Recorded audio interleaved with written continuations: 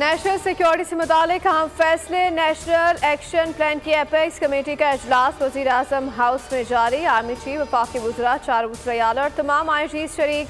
अंदरूनी बैरूनी सिक्योरिटी का जायजा, बॉर्डर सिक्योरिटी से मुतालिक ब्रीफिंग, नेशनल एक्शन प्लान समेत तमाम अमूर पर ब्रीफिंग। इजलास में चीनी बाशिंदों और गैर मुल्कियों की सिक्योरिटी के अमूर का जायजा लिया जाएगा।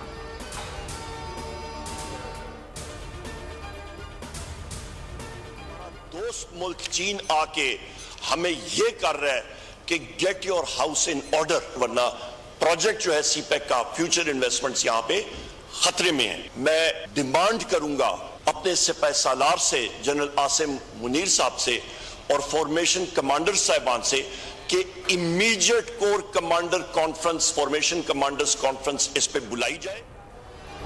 सीपैक से मुतालिक इंटेलिजेंस की नाकामी। अपोजिशन लीडर उमर अयूब का army chief general Syed Asim Munir से कोर कमांडर्स कॉन्फ्रेंस बुलाने का मुतालबा।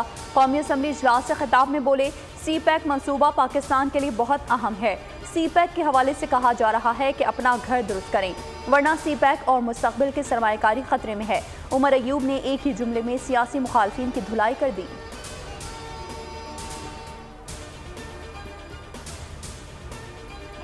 जरदारी, आपके मियां नवाज शरीफ, मियां शहबाज शरीफ, आपके हुसैन नवाज, हसन नवाज, आपके शर्जील मेमन, आपके ये जितने लोग हैं, फरियाल तालपुर, ये जितने नाम हैं, इनको पर्सन स्पेसिफिक अमेंडमेंट्स लाके उनको ड्राई क्लीन करके सर्फ और ब्राइट के साथ उनको वहां पे खड़ा कर दिया और म्यूचुअल लीगल असिस्टेंस खत्म कर दी और प्रूफ इनएडमिसिबल में फाइनेंशियल इमरजेंसी डिक्लेयर की जाए और उस फाइनेंशियल इमरजेंसी की डिक्लेरेशन के बाद करना क्या है, उसकी इब्तदा हमारे लीडरान से होनी चाहिए। 78,000 अरब रुपए हम लोगों से मांगने जा रहे हैं, आवाम से। उससे पहले जरा पाकिस्तान के लीडरान जनाब नवाज शरीफ साहब, जनाब इमरान खान साहब, जनाब आसिफ अली जरदारी साहब और इस ऐवान में बैठे हुए तमाम MPAs, तमाम MNAs, तमाम सेनेटर्स, फजलुर रहमान साहब और सारे लोग, ये जो हम लोग यहाँ बैठे हुए हैं, हम ये ऐलान करें कि 25% हम अपनी मिल्कियत जो कि हमारी जायदादें हैं वो हम पाकिस्तान के लिए अतिया करते हैं। MQM का मुल्क में मुआशी इमरजेंसी लगाने का मुतालबा। मुस्तफा कमाल ने कहा कि आज मुल्क पर कर्ज का अज़ाब मुल्क चलाने वालों की वजह से आया है। नवाज शरीफ, बानी PTI समेत तमाम सियासतदान और जनरल्स 1,000 अरब रुपए इकट्ठा करके दिखाएं, अपनी जायदाद का 25% अतिया करें। पाकिस्तान के अवाम इतने गयूर हैं कि अपने कपड़े बेचकर मुल्क का कर्जा उतारेंगे।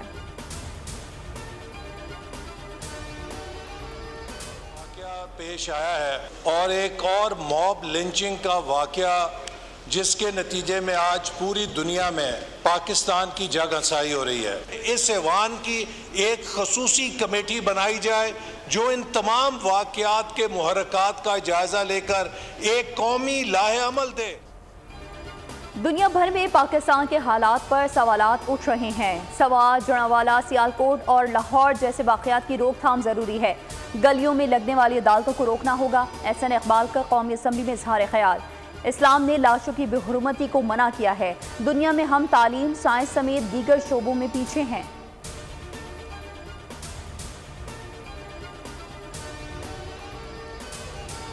सिक्योरिटी प्लान पर अमल में किसी किस्म की गफलत बर्दाश्त नहीं होगी। वफाकी वज़ीर दाखिला मोहसिन नकवी की सदारत वज़ारत दाखिला में आम इजलास। चीनी ट्रेनों की हिफाजत के लिए किए गए इक़दाम का जायजा लिया गया। मोहसिन नकवी की सिक्योरिटी प्लान के SOPs पर मनवान अमल दरामद की हिदायत।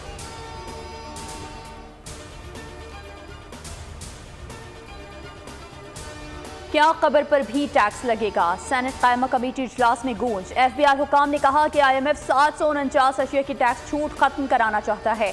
दूध पर 40 अरब रुपए और स्टेशनरी पर 7 अरब रुपए का टैक्स लगाना चाहता है। फारूक H नाइक बोले, वो वक्त भी दूर नहीं जब कब्र पर भी टैक्स लगेगा। इजलास में वफाकी वजीर मोहम्मद औरंगजेब को फौरी तलब कर दिया गया। फारूक नाइक बोले, कमेटी अपनी सिफारिशात मुकम्मल करने जा रही है। वजीर खजाना को यहाँ होना चाहिए।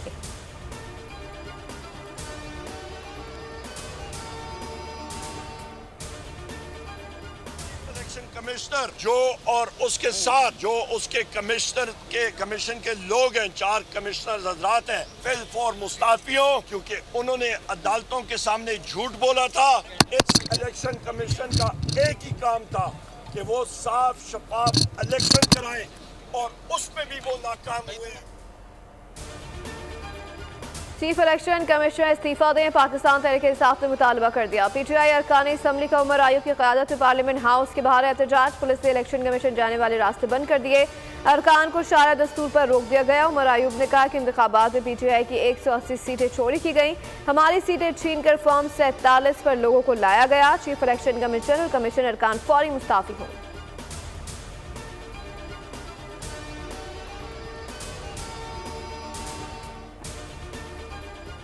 वज़ीर आला पंजाब मरीम नवाज की मुहर्रम उल हराम, सैलाब और मुमकिन बारिशों के पेश नज़र पेशगी इंतजाम करने की हिदायत। खुसूसी इजलास में सूबे भर में ईद उल अज़हा और दीगर इंतजामी अमूर के हवाले से मजमून परफॉर्मेंस का जायजा। मरीम नवाज ने कहा कि ईद पर सफाई का जो मयार कायम किया गया है उसे हर सूरत कायम रखना होगा। कमिश्नर्स, डिप्टी कमिश्नर्स और असिस्टेंट कमिश्नर हफ्ते में एक दिन आवाम के लिए मखसूस कर दें।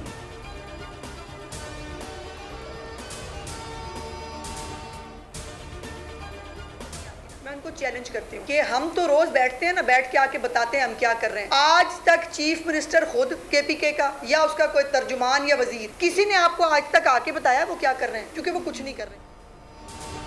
माजी में 5 लोगों का गैंग पंजाब को लूटता रहा। मरीम नवाज से पहले पंजाब 1708 अरब का मकरूज था, अब ये कर्जा 1685 अरब का रह गया। वज़ीर इत्तलाक़ पंजाब असमा बुखारी कहती हैं कि मुल्क में नफरत और इंतशार की सियासत को हवा दी जा रही है। एसपी शहरबानो खातून होकर रेस्क्यू कर सकती हैं तो स्वात पुलिस को भी एक्शन लेना चाहिए था।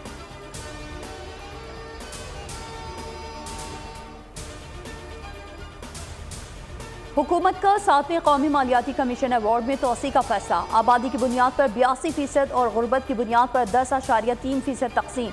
वजारत खजाना के मुताबिक कौमी मालियाती कमीशन को 1 जुलाई से पहले नया अवार्ड देना होगा। 7वें NFC अवार्ड के तहत सूबों को 57.5% मिलना है। मरकज को वसाइल का 42.2% हिस्सा मिलेगा।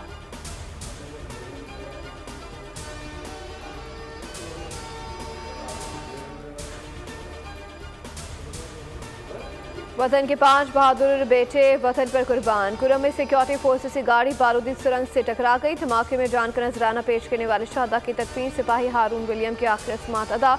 वज़ीर आज़म, चीफ ऑफ आर्मी स्टाफ, वज़ीर दिफा, दाखिला और इत्तलात शरीक। वज़ीर आज़म ने दिफा वतन में मसीही बरादरी की कुर्बानियों को सराहा। कहा पाकिस्तान की दिफा के लिए अफवाज पाकिस्तान मुत्तहद अकाई हैं। आर्मी चीफ ने कहा मादर वतन की दिफा के लिए पूरी कौम हमेशा शहदा की खदमात और कुर्बानियों की मकरूज रहेगी।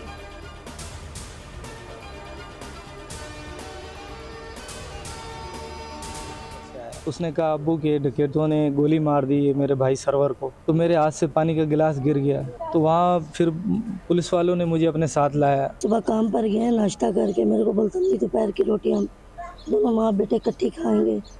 मैं कल से उसका इंतज़ार कर रही हूँ। सूबाई हुकूमत बेबस। कराची में स्ट्रीट क्रिमिनल्स का राज। एक और घर उजड़ गया। मकतूल मोहम्मद सरवर दोस्त के हमरा घर के बाहर बैठा था कि मोटरसाइकिल सवार मुलजिमान ने फायरिंग कर दी। वालिद गम से निढाल। कहा डाकुओं ने मोबाइल छीना और बेटे को कत्ल कर दिया। दुखियारी माँ ने कहा कि कल दोपहर का खाना साथ खाने का कह कर गया था मगर फिर लौट कर नहीं आया। रवां साल 78 शहरियों को मौत के घाट उतारा जा चुका है।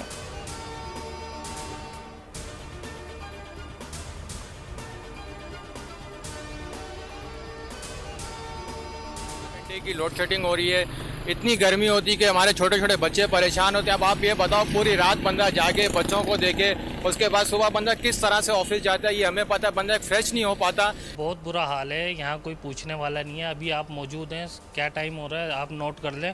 लाइट ही नहीं है, ना कपड़े प्रेस हो रहे हैं, कुछ नहीं है यहाँ, क्योंकि पूछने वाला कोई नहीं है। गर्मी और हब सुपर से लोड शेडिंग। कराची के शहरी जाएं तो जाएं कहाँ, किससे फरियाद करें। कराची में शॉर्टफॉल 700 मेगावाट तक पहुंच गया। न्यू कराची, सुरजानी, नॉर्थ कराची, लियाकताबाद और कायदाबाद समेत कराची के मुख्तलिफ इलाकों में 8 से 10 घंटे की लोड शेडिंग। औरंगी, लियारी, लांडी और बल्दिया टाउन के इलाके भी मुतासर।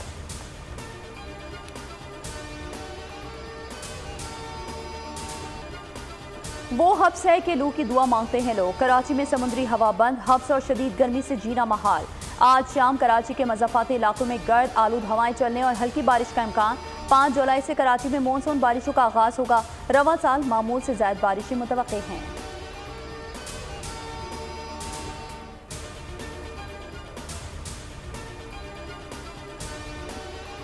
बंजर जमीन को सरसब्ज बनाना, मुआशी बहरान पर काबू पाना, हुकूमत और पाक फौज के ताबुन से ग्रीन इनिशिएटिव के तहत मुताबिक ज़रिए मंसूबों पर अमल जारी।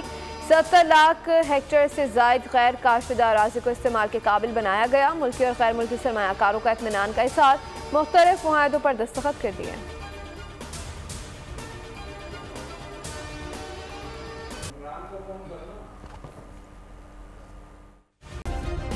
सब्सक्राइब करें और बेल दबाएं ताकि कोई खबर रह न जाए।